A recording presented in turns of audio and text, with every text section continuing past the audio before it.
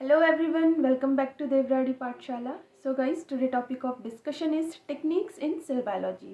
तो आज से हम लोग जो है वो techniques in cell biology start करने जा रहे हैं और मेक श्योर कि आप लोगों ने मेम्ब्रेन स्ट्रक्चर एंड फंक्शन की मेरे पूरे लेक्चर्स देख लिए हों, तभी आपको टेक्निक्स इन सेल बायोलॉजी समझ में आएगा, ठीक है।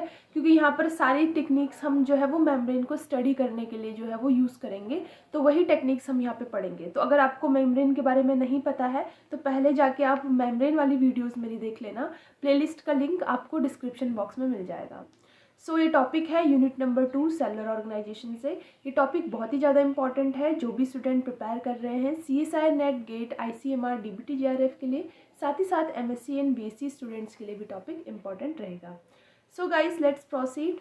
तो ये मेरी प्रोफाइल है, अगर कोई स्टूडेंट मुझे नहीं जानते हैं प्रोफाइल के थ्रू जान सकते हैं।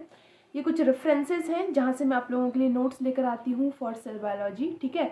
और यहाँ पे जैसे ब्रूस अल्बर्ट की हो गई, कूपर की हो गई, लोडिस, ठीक है। ये सारी बुक्स में पढ़ती हूँ एंड देन मैं आप लोगों के लिए जो है वो नोट्स लेकर आती हूँ, ठीक है। चलो, और ठीक है, तो आज से हम टेक्निक्स इन सेल बायोलॉजी का लेसन नंबर 1 है, तो चलो स्टार्ट करते हैं आज का सेशन। सबसे पहले हम लोग जो टेक्निक पढ़ेंगे वो है फ्रैप यानी fluorescence recovery after photo bleaching, ठीक है। तो ये फ्रैप टेक्निक क्या है, हम इसे क्यों यूज़ करते हैं, ये सब हम लोग जो है वो डिटेल में डिस्कस करेंगे। तो fluorescence recovery after photo bleaching experiment can quantify the lateral movement of protein lipids with in the plasma membrane. तो इस फ्रैप टेक्निक से हम सबसे पहले क्या आइडेंटिफाई कर लेते हैं, हम movement of lipids and proteins को आइडेंटिफाई कर लेते हैं। देखो गाइस, मैंने आपको बताया था कि लिपिड्स जो है वो मूवमेंट शो करता है। मैंने आपको बताया था, अगर आपको याद हो, मेम्ब्रेन स्ट्रक्चर एंड फंक्शन में हम लोगों ने पढ़ा था कि जो लिपिड्स है वो lateral movement, flip flop movement, ठीक है, और रोटेशनल मूवमेंट, ये सारे मूवमेंट जो है वो लिपिड्स जो है वो करते हैं, ठीक है। और ये सारी बातें कैसे पता चलती है, कैसे मूवमेंट पता चलता है कि हमें लिपिड मूव कर रहा है, वो सारे इन एक्सपेरिमेंट्स के थ्रू पता चलता है। जब ये एक्सपेरिमेंट्स करते हैं इनके थ्रू हमें पता चलता है कि अच्छा ये पर्टिकुलर लिपिड जो है वो मूवमेंट करता है या मूवमेंट करने में एबल है। साथ ही साथ प्रोटीन्स भी मूव करते हैं और मेनली जो पेरिफेरल प्रोटीन्स है वो ज़्यादा मूवमेंट शो करते हैं as compared to integral membrane proteins, ठीक है। पेरिफेरल और इंट्रीगल मेम्ब्रेन प्रोटीन्स भी मैंने आपको ऑलरेडी डिस्कस कर दिया था मेम्ब्रेन स्ट्रक्चर एंड फंक्शन में, ठीक है। एक्सपेरिमेंटल प्रोटोकॉल क्या है, कैसे हम फॉर एग्जांपल अगर आपको किसी पर्टिकुलर लिपिड या किसी पर्टिकुलर प्रोटीन के बारे में जानना है कि ये मूवमेंट करता है या नहीं करता है सेल मेम्ब्रेन में, तो कैसे आप आइडेंटिफाई करोगे, तो उसका एक्सपेरिमेंटल प्रोटोकॉल है। सबसे पहला स्टेप है कि हम सेल को जो है वो लेबल कर देंगे किससे, फ्लोरोसेंट रिएजेंट से, that bind uniformly to a specific membrane lipid और प्रोटीन। जो भी प्रोटीन या लिपिड आप आइडेंटिफाई करना चाहते हो कि ये मूवमेंट शो करता है या नहीं करता, उसे आपने क्या करना है, फ्लोरोसेंस रिएजेंट यानी जो कलर्ड वाले रिएजेंट होते हैं, कलरिंग आप उन पे कर दोगे, कोई रिएजेंट डाल दोगे जिससे कि कलर से जो है वो आपको पता चल सके कि आपने कौन से पर्टिकुलर लिपिड को जो है वो फ्लोरोसेंसली लेबल किया हुआ है, ठीक है, या कौन से पर्टिकुलर प्रोटीन को लेबल किया है, ठीक है। तो सबसे पहले आप लेबलिंग करोगे, ठीक है, पूरे जितने भी या आपको जिसको भी आइडेंटिफाई करना है एज चाहे आपका लिपिड हो या चाहे प्रोटीन हो। स्टेप सेकंड होगा कि आप एक लेजर लाइट जो है वो फोकस करोगे small area of the surface, reversibly bleaching the bound reagent and thus reducing the fluorescence in the illuminated area. तो आप सेकंड काम क्या करोगे, लेजर लाइट जो है वो फोकस करोगे। जैसे आपने पूरी मेम्ब्रेन में क्या कर दिया, जैसे मैं आपको एग्जांपल यहाँ पे फिगर के थ्रू बता देती हूँ। जैसे ये आपका मेम्ब्रेन प्रोटीन है जिसको आपको लेबल करना है या जिसको आप आइडेंटिफाई करना चाहते हो कि ये प्रोटीन जो है वो क्या मूवमेंट करता है या नहीं करता है, तो आपने क्या कर दिया, सबसे पहले फ्लोरोसेंस रिएजेंट उसमें डाल दिया जिससे कि पूरा प्रोटीन, मेम्ब्रेन प्रोटीन लेबल हो गया ब्लू कलर से, ठीक है। फिर आप एक छोटे से एरिया को लोगे और वहाँ पे आप क्या कर दोगे, लेजर लाइट डाल दोगे जहाँ पे कि वो एरिया जो है कैसा हो जाएगा, ब्लीच हो जाएगा। ब्लीच का मतलब क्या होता है, कलर उसका रिमूव हो जाएगा, यानी उस पर्टिकुलर एरिया के प्रोटीन्स का कलर जो है वो रिमूव हो जाएगा। नेक्स्ट स्टेप क्या होगा, in time the fluorescence of the bleached patches increases as unbleached fluorescent surface molecule diffuses in it and bleached one diffuses outward. The extent of recovery fluorescence bleach patch is proportional to the fraction label molecule are mobile in the membrane, ठीक है। Next आप देखोगे कि थोड़े time बाद जैसे ही आप लोगों ने ब्लीच करा ये पर्टिकुलर एरिया, कुछ टाइम बाद आप देखोगे कि यहाँ पर फ्लोरोसेंस रिकवरी होना स्टार्ट हो जाएगी, यानी वापस से यहाँ पर आपको फ्लोरोसेंस देखने को मिल जाएगा।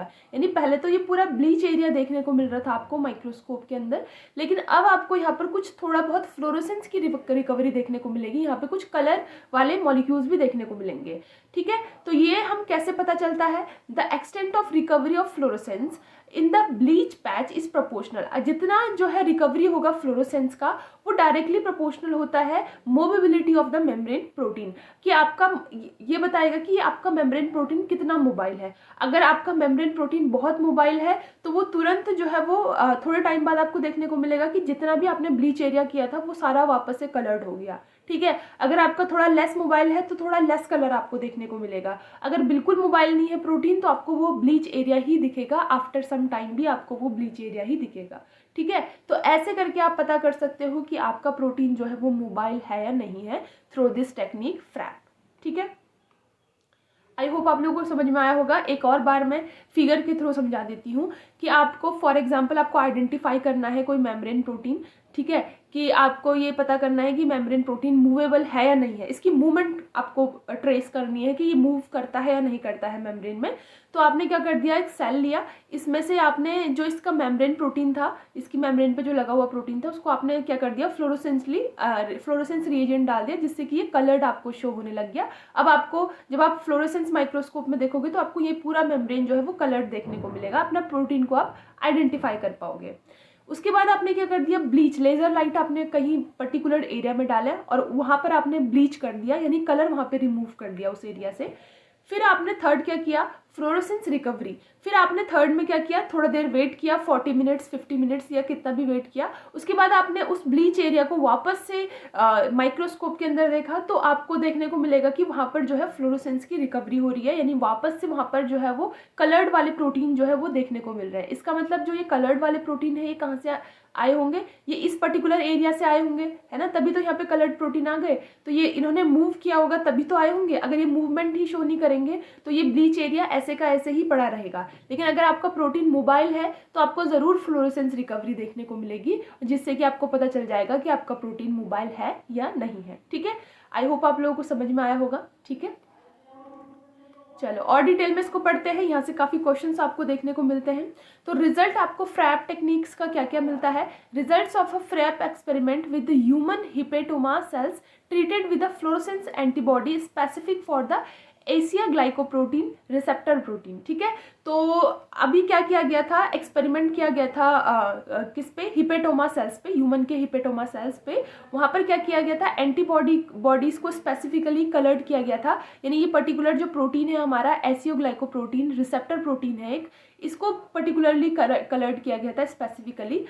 The finding that 50% of the fluorescence written in the bleach area indicate that the 50% receptor molecules in the illuminated membrane patch were mobile and 50% are immobile। तो ये पर्टिकुलर प्रोटीन को ब्लीच किया, वैसे ही पूरा एक्सपेरिमेंट किया जैसे तक अभी तक हम कर रहे थे। तो उस एरिया पर्टिकुलर जब आप ब्लीच करोगे, जैसे ग्राफ पढ़ना अगर आपको आता होगा तो यहाँ पर इससे पढ़ाती हूँ, तो जैसे ये वाला एरिया है ये आपका फ्लोरोसेंस की इंटेंसिटी है, यानी यहाँ पर फ्लोरोसेंस की हाई इंटेंसिटी है, ठीक है, और ये वाला टाइम वाला ग्राफ है, ठीक है। तो अब यहाँ पर क्या है कि जब आपने फ्लोरोसेंस लेबल किया तो वहाँ पर फ्लोरोसेंस की इंटेंसिटी क्या होगी, बहुत हाई होगी, ठीक है। फ्लोरोसेंस की इंटेंसिटी कैसी होगी, सबसे हाई होगी। बट जैसे ही आपने वहाँ पे लेज़र लाइट डाल दी तो लेज़र लाइट डालने से क्या होगा, पूरा एरिया ब्लीच हो जाएगा, यानी कलर पूरा रिमूव हो जाएगा उस पर्टिकुलर एरिया से, और फ्लोरोसेंस इंटेंसिटी वहाँ पे क्या हो जाएगी, बिल्कुल जीरो हो जाएगी, मतलब ना के बराबर हो जाएगी, ठीक है।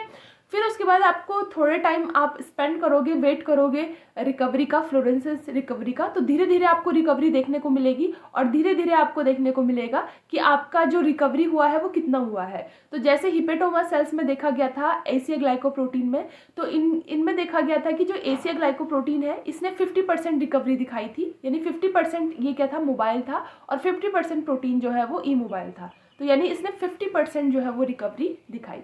So, because the rate of fluorescence recovery is proportional to the rate at which label molecule move into the bleach region, the diffusion coefficient of a protein or a lipid membrane can be calculated from such data. ठीक है। तो जैसे fluorescence recovery जो है वो आपका किसके proportional है, जितना फ्लोरोसेंस रिकवरी होगा उतनी ज़्यादा मूवमेंट होगी, उतनी ज़्यादा स्पीड होगी, उतना ज़्यादा मोबाइल हमारा प्रोटीन होगा, ठीक है, या लिपिड होगा, जिसको भी आप जानना चाहते हो। और इसकी मदद से हम जो है वो डिफ्यूजन कोफिशिएंट को भी कैलकुलेट कर सकते हैं, ठीक है। चलो, तो इतनी बात सबको समझ में आ गई, ये ग्राफ सबको समझ में आ गया, क्योंकि ग्राफ से काफ़ी क्वेश्चंस जो है वो आपको देखने को मिलते हैं। तो अब देखो यहाँ पे ये ग्राफ इतने तक आया, ये ग्राफ अगर फुल्ली आ जाता तो फुल्ली आ जाता तो यानी इंटेंसिटी स्टार्टिंग के बराबर हो जाती है। अगर इंटेंसिटी स्टार्टिंग के बराबर हो जाती तो प्रोटीन जो है हमारा पूरा का पूरा रिकवर हो जाता और हम बोलते कि हमारा प्रोटीन जो है वो फुल्ली मोबाइल है, ठीक है, 100% जो है वो मोबिलिटी शो करा। लेकिन इसने हाफ ही आया, इसके ऊपर ये नहीं बढ़ा ग्राफ, इसका मतलब हमारा प्रोटीन जो है 50% ही मोबाइल है, 50% जो है वो इमोबाइल प्रोटीन है, ठीक है। इस तरीके से आप लोग आइडेंटिफाई करोगे, ठीक है।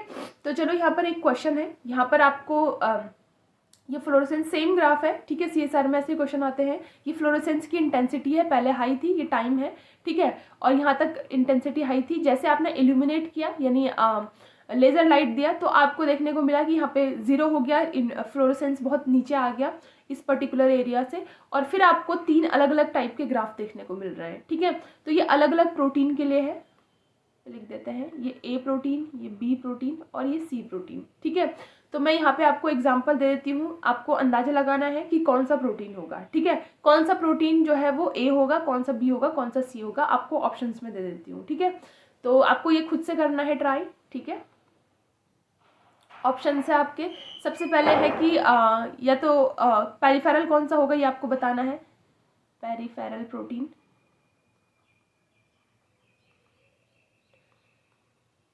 सिंगल ट्रांसमेम्ब्रेन प्रोटीन,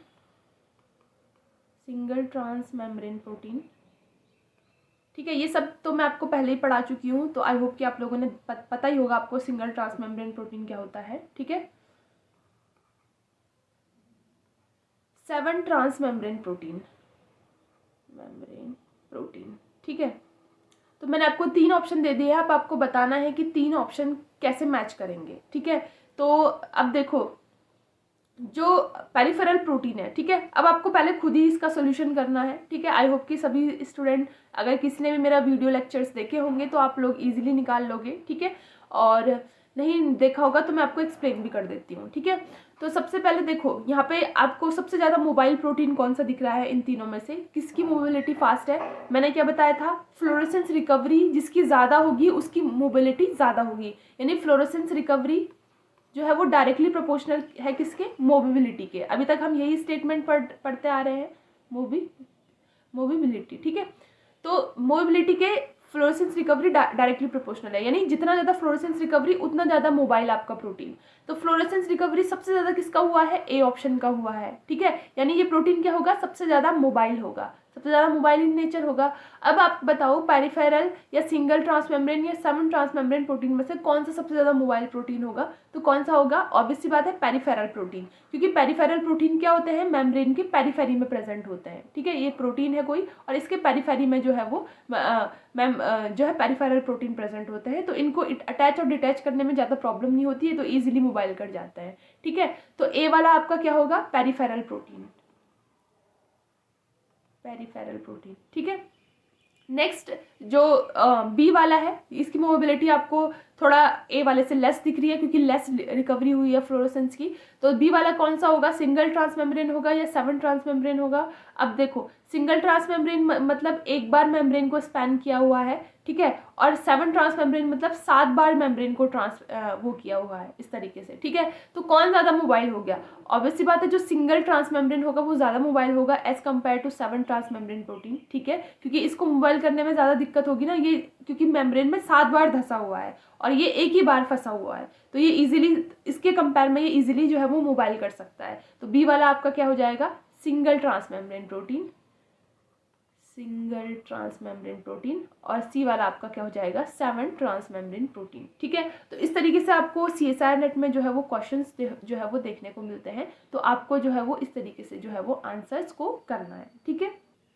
ऐसे ही आपको जो है लिपिड और प्रोटीन के कंपैरिजन में भी क्वेश्चंस आ सकते हैं।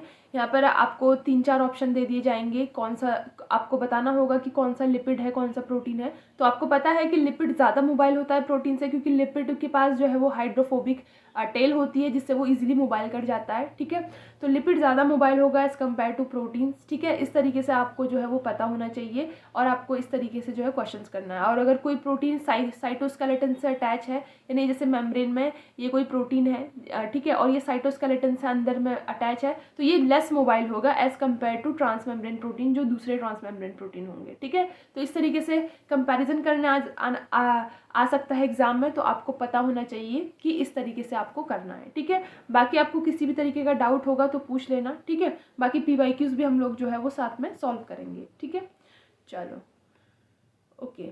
और ये है single particle tracking SPT। Single particle को भी आप ट्रैक कर सकते हो, जैसे कोई पर्टिकुलर सिंगल टाइप का प्रोटीन है उसको हम कैसे ट्रैक कर सकते हैं, इसके बारे में मैंने आपको दिया हुआ है। वैसे अभी तक यहाँ पे इसके बारे में अभी तक एग्जाम में क्वेश्चन नहीं आया हुआ है, लेकिन मैं आपकी नॉलेज के लिए, और हो सकता है फ्यूचर में यहाँ से क्वेश्चन आ जाए, इसीलिए मैं आपको जो है वो थोड़ा सा डिटेल में इसको पढ़ा रही हूँ। ठीक है, सो SPT क्या होता है? Single particle tracking. SPT is a individual membrane protein. कोई आप इंडिविजुअल मेम्ब्रेन प्रोटीन ले रहे हो, मॉलिक्यूल जिसको कि आपने लेबल किया है। ठीक है, and usually with antibody coated gold particle से आप जो है उसे लेबल करते हो, जो कि अप्रोक्सीमेटली 40 नैनोमीटर इन डायमीटर होता है। ठीक है, and the movement of the label molecule are followed by a computer enhance video microscopy. ठीक है, और आप उसके मूवमेंट को किससे फॉलो करते हो? कंप्यूटर इनहेंस्ड वीडियो माइक्रोस्कोपी, यानी आपने जो आपका माइक्रोस्कोप है उसको डायरेक्टली जो है वो कंप्यूटर से अटैच किया हुआ है, और कंप्यूटर में आपको साफ साफ विजिबल है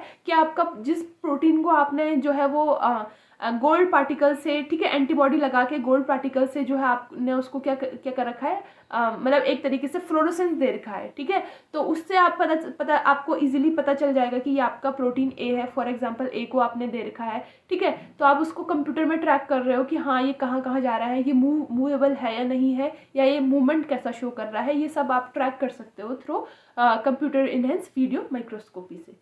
So the result of these studies often depend on the particular protein being investigated. For example, जैसे आपको example देती हूँ,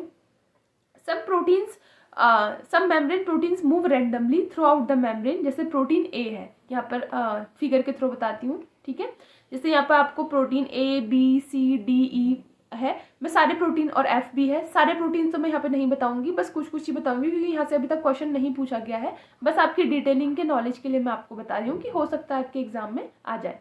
तो जैसे आप प्रोटीन A है, यहाँ पर ये दिख रहा है आपको, इनको जो है ये सारे अलग अलग टाइप के प्रोटीन है, A, B, C, D, E, F। ठीक है, ये सारे अलग अलग टाइप के प्रोटीन है, और इनको गोल्ड पार्टिकल से एंटीबॉडी लगा के गोल्ड पार्टिकल से कोटेड किया है, ताकि आप इनको कंप्यूटर में इजीली देख सको, इजीली विजिबल हो सके, और आप इनको ट्रैक कर सको कंप्यूटर के थ्रू, और इनकी मूवमेंट को ट्रैक कर सको। ठीक है, तो जैसे ए को देखा गया कि ए जो है वो किस तरीके का मूवमेंट कर रहा है कंप्यूटर में, ये इस तरीके से रैंडमली मूव कर रहा है, कहीं भी रैंडम मूव कर रहा है, ऐसा आपको ए देखने को मिल रहा है। ठीक है, so random movement throughout the membrane protein A through the general rates considerably less than would measured in the artificial lipid layer। ठीक है, और जैसे अगर आप आर्टिफिशियल लिपिड लेयर में देखोगे तो उसके कंपैरिजन में इसका जो मूवमेंट का रेट है, यानी मूवमेंट की स्पीड है, वो आपको लेस देखने को मिलती है। इस जब आप ये SPT करते हो, तो सिंगल पार्टिकल ट्रैकिंग सिस्टम करते हो, इसमें आपको लेस स्पीड देखने को मिलती है। If protein mobility were based strictly on physical parameters such as lipid viscosity, protein size, one would expect that protein to migrate with the diffusion coefficient of approximately 10 to power minus 8 or minus 9 centimeter square per second, rather than 10 to the power minus 10 to 10 to the power minus 12 centimeter square per second is observed for the molecule of this group। तो आपको क्या देखने को मिलता है? इनका कहने का मतलब है कि अगर हम सब कुछ पैरामीटर लें, अगर किसी प्रोटीन का मूव कर रहा है कोई पर्टिकुलर प्रोटीन, तो हम सारे फिजिकल पैरामीटर अगर लें कि उसमें कौन कौन से हिंड्रेंसेस आ रहे हैं, कौन कौन से उसे मूव नहीं करने दे रहे हैं, या उसकी स्पीड को लेस कर रहे हैं। जैसे लिपिड का विस्कोसिटी, अगर लिपिड ज़्यादा विस्कस है तो वो इजीली मूव नहीं कर पाएगा प्रोटीन। ठीक है, और प्रोटीन का साइज़ क्या है, साइज़ ज़्यादा होगा तो वो मूव कम कर पाएगा, साइज़ छोटा होगा तो जल्दी मूव करेगा। ठीक है, इस तरीके से हम प्रोटीन के माइग्रेशन को डिटेक्ट कर सकते हैं, जो कि हमें अप्रोक्सीमेटली, अगर हम सब कुछ लें तो 10 की पावर -8 और -9 होगा, रेदर देन जो कि कि हमें अभी मिल रहा है 10⁻10 to 10⁻12 सेंटीमीटर पर स्क्वायर, जो हमें अभी लेस मिल रहा है, जबकि वो ज़्यादा है। ठीक है, सो इसके पीछे जो रीज़न है वो अभी भी डिबेट पे है कि क्या रीज़न है, क्या पर्टिकुलर रीज़न है, क्यों ऐसा होता है, लेकिन फिर भी ठीक है, फिर भी आप मतलब एज अ नॉलेज की तरफ से आप अपने लिए जो है वो ये चीज़ें रख लो। ठीक है, नेक्स्ट है some proteins fail to move and are considered as immobilize protein. जैसे कोई प्रोटीन होता है जो कि मूवमेंट ही शो नहीं करता है, बिल्कुल मूव नहीं करता है, उसे हम जो है इमोबिलाइज प्रोटीन घोषित कर देते हैं। जैसे आपको ये बी प्रोटीन देखने को मिल रहा है, ये बी प्रोटीन जो है वो इस मेम्ब्रेन में इमोबाइल है, बिल्कुल भी मूवमेंट जो है वो शो नहीं कर रहा है। ठीक है, नेक्स्ट है in some cases a protein is found to move in a highly directed यानी नॉन रैंडम। कुछ प्रोटीन ऐसे देखते हैं कि बहुत ही ज़्यादा डायरेक्टेड एक डायरेक्शन में मूव कर रहा है, manner towards one part of a cell to the another. ठीक है, जैसे प्रोटीन सी आपको देखने को मिलेगा। For example a particular membrane protein may tend to move towards the leading of the trailing edge of the moving cells. ठीक है, जैसे यहाँ पर आप देखोगे सी को, ये एकदम स्ट्रेट मूव कर रहा है। ठीक है, जैसे प्रोटीन रैंडमली मूव करते हैं मोस्ट, ये एकदम डायरेक्शनली है, बहुत डायरेक्शन, अपने डायरेक्शन का खास ध्यान रखता है और एकदम अपनी डायरेक्शन पे ही जो है वो मूवमेंट शो करता है। ठीक है, ओके ठीक है, तो ये सब चीज़ें हो गई। और नेक्स्ट है, और most study the largest fraction of protein species exhibit random is a Brownian movement with in the membrane that rates the consist of the free diffusion. The diffusion coefficient is about 5 × 10⁻⁹ centimetre square पर second, but the molecule are unable to migrate freely more than the few tenth of the micrometer. Long range diffusion occurs but at a slow rates apparently because of the presence of some systemic barrier. तो कुछ studies में आप देखने को मिलता है कि कुछ प्रोटीन जो है बहुत रैंडमली मूव करता है, जैसे ब्राउनियन मूवमेंट होता है। ब्राउनियन मूवमेंट आप लोगों ने बचपन से पढ़ा होगा। ठीक है, ऐसा कोई स्टूडेंट होगा नहीं जिसने ब्राउनियन मूवमेंट को नहीं पढ़ा होगा। एकदम जिगजैग मूवमेंट, कहीं भी मूव कर देना, इस तरीके से ब्राउनियन मूवमेंट होता है।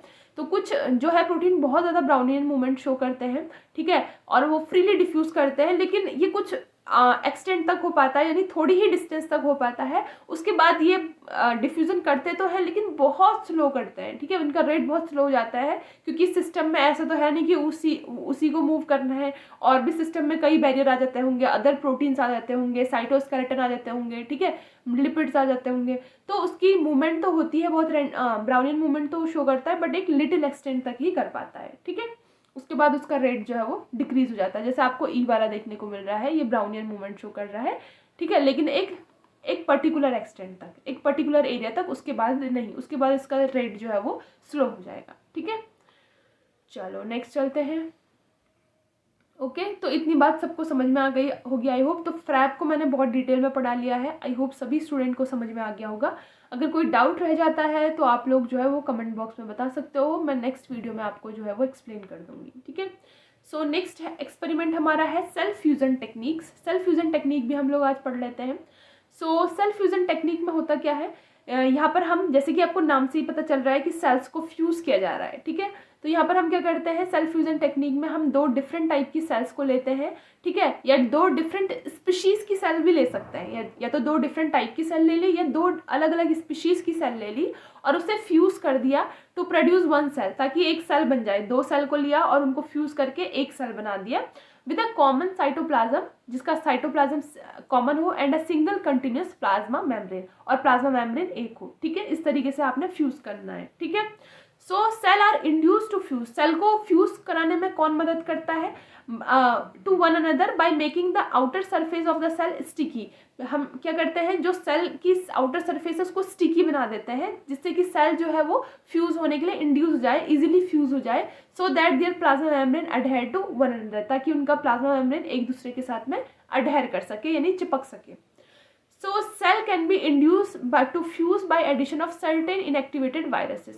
कुछ वायरसेस की मदद से भी हम जो है वो सेल फ्यूजन एक्सपेरिमेंट करते हैं, यानी दो डिफरेंट स्पीशीज के सेल को हम इजीली फ्यूज कर पाते हैं through these inactivated viruses that attach to the surface membrane by adding the compound polythene glycol और by a mild electric shock. या तो आप पॉलीथीन ग्लाइकॉल केमिकल कंपाउंड दे दो या मिल्ड इलेक्ट्रिक शॉक दे दो, इससे भी आपका जो है मेम्ब्रेन फ्यूजन जो है वो इंड्यूस हो जाएगा with the help of inactivated viruses. ठीक है, तो ये आपको ध्यान रखना है, हो सकता है आपको एग्जाम में पूछ लिया जाए। ठीक है, यहाँ पे मैंने रेड में नहीं लिखा हुआ है, लेकिन आपको जो है ये याद रखना है।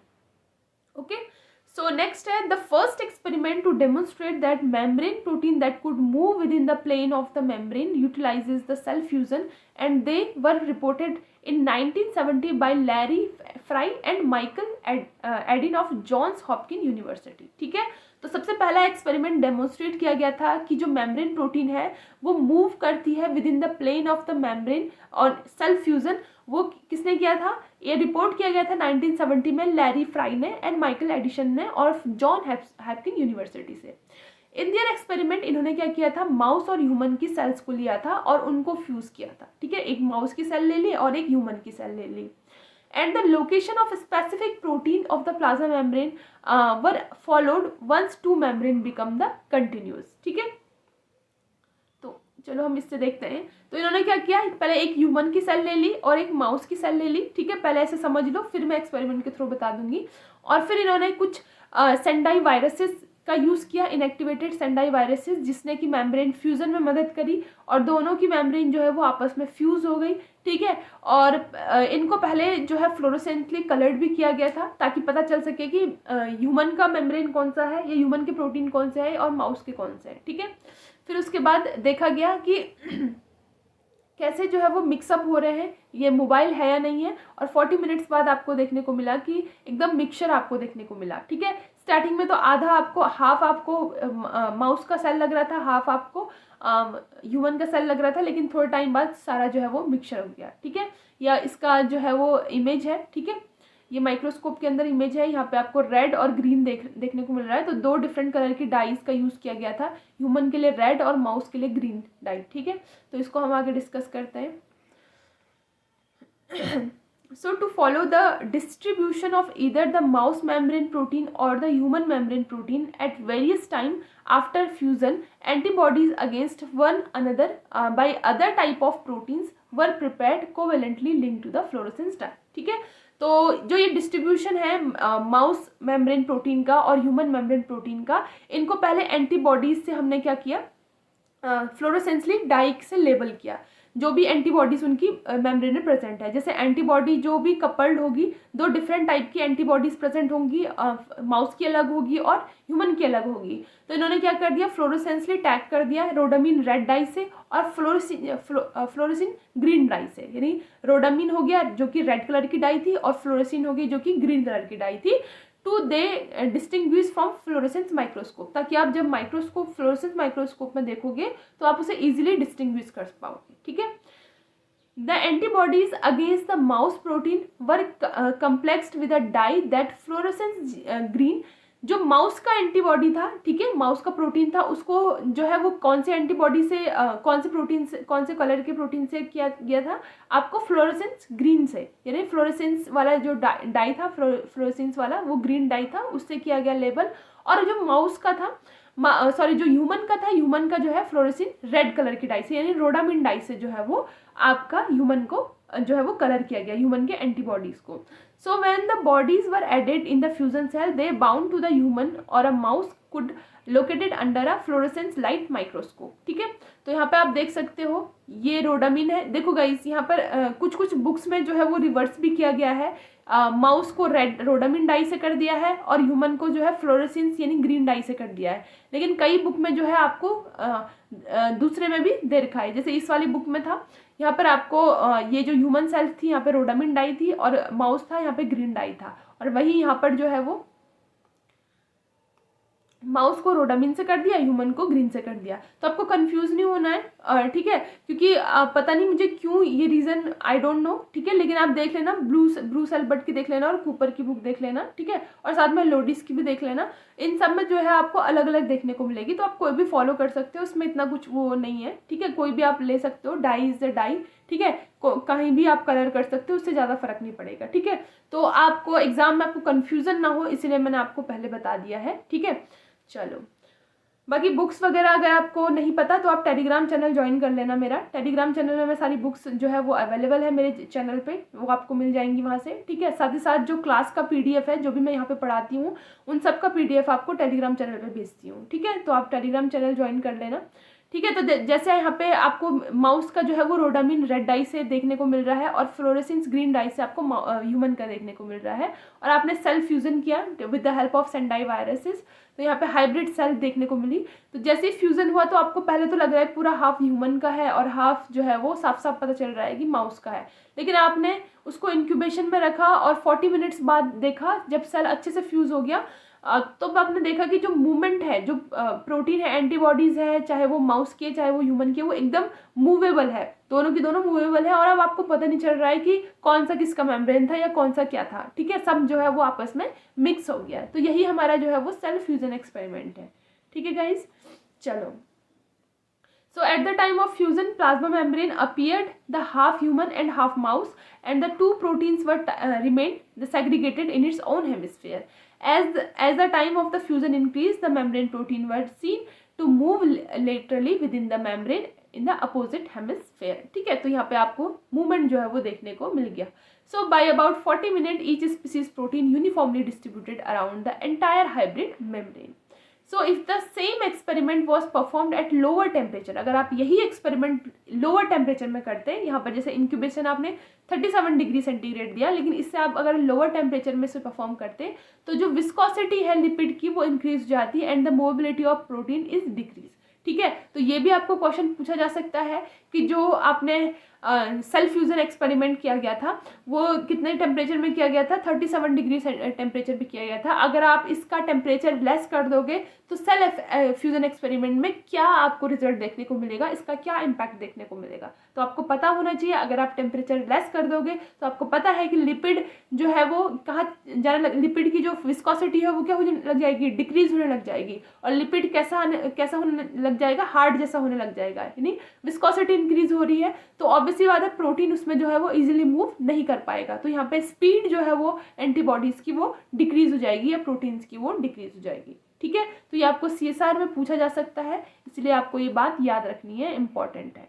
ठीक है, तो आई होप सबको जो है वो सेल फ्यूजन एक्सपेरिमेंट जो है वो समझ में आ गया होगा. ठीक है, ओके. तो यहाँ पे कुछ यहाँ पे एसिमेट्रिक डिस्ट्रीब्यूशन है गाइस फॉस्फोलिपिड्स का एंड कोलेस्ट्रॉल का. ठीक है, in the membrane of human erythrocyte cells. ठीक है, ये मैंने आपको मेम्ब्रेन स्ट्रक्चर एंड फंक्शन में तो पढ़ाया हुआ है. ठीक है, तो वहीं से ये टोटल जो मेम्ब्रेन लिपिड्स है वो कौन से कहाँ प्रेजेंट होते हैं, साइटोसोलिक साइड में कौन से प्रोटीन ज़्यादा होते हैं, लिपिड ज़्यादा होते हैं, और एक्सोप्लाज्मिक साइड में कौन से ज़्यादा होते हैं. वैसे मैंने ये ग्राफ दे दिया था यहाँ पर, ये एक्स्ट्रा मैंने फिर भी एक बुक से मुझे मिल गया था तो मैंने वापस से ले आई. तो ये कोलेस्ट्रॉल है, ये फॉस्फोडिल है, फॉस्फोडिल इथेनॉलमीन है, फॉस्फोडिल सीरीन है, फॉस्फोडिल कोलिन है, और ये स्फिंगोमाइलिन है. ठीक है, तो ये मैंने ऑलरेडी कराया हुआ है, लेकिन एक और डायग्राम मुझे मिल गया था तो मैं आप लोगों के लिए लेकर आ गई थी. ठीक है, तो आई होप आप लोगों को ये सारी चीज़ें जो है वो समझ में आ गया होगा. तो आज हमने 2 टेक्निक्स पढ़ी, फ्रैप एंड सेल फ्यूजन एक्सपेरिमेंट. तो ये दोनों अच्छे से पढ़ लेना. ठीक है, और कोई भी डाउट होता है तो कमेंट बॉक्स में बता देना. नेक्स्ट क्लास में हम लोग जो है वो फ्रीज फ्रैक्चर टेक्निक्स को डिटेल में डिस्कस करेंगे. सो गाइस, कैसा लगा वीडियो कमेंट बॉक्स में ज़रूर बताएं. तो मिलते हैं नेक्स्ट वीडियो में, तब तक के लिए टेक केयर, बाय बाय.